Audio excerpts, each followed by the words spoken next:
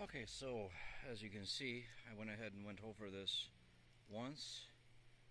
Actually went once, twice, third time with the 7014 5/32, and then I came back on the back ledge and did Excalibur 3/16 to create this bead right here.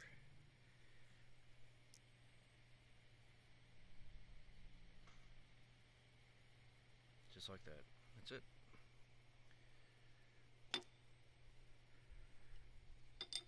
And rather than me sitting here grinding and forming with grinding discs with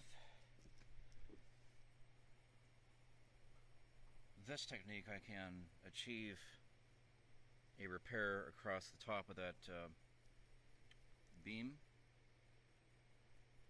and reinforce the back side of it as well. I'll do the same on the other side of this stick, excavator stick, for a link belt excavator.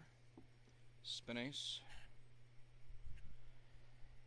Looks, I'm figuring this is ready now.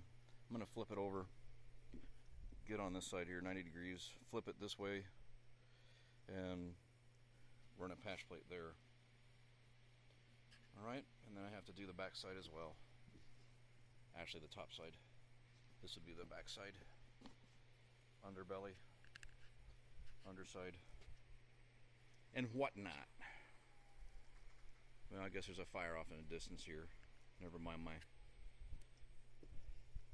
whatnot. Getting done, that's what matters. A little grinding work to do right there too, but I could just go right over, again I could just go right back over that with a welding electrode, especially the Excalibur, because it will blend it nicely. It's more of a cutting electrode and resurfacing electrode, hard surfacing electrode more than anything. In fact, they list it as a hard facing electrode. Alright, enough. Move on. This is CT with CT Machinery Systems. Thanks for your interest. Demonstrating ARC-JET-WELD stealth weld, offering over 1,000 amps of welding power. Actually around 1,500 amps if needed. Can run dual quarter-inch electrode if I need to. Just try to find that from Lincoln or Miller.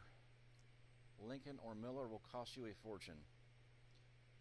More than 3 times the cost, 3 times the mass, 3 times the weight, and frankly only 1/3 the power. So, moving onward. That is that.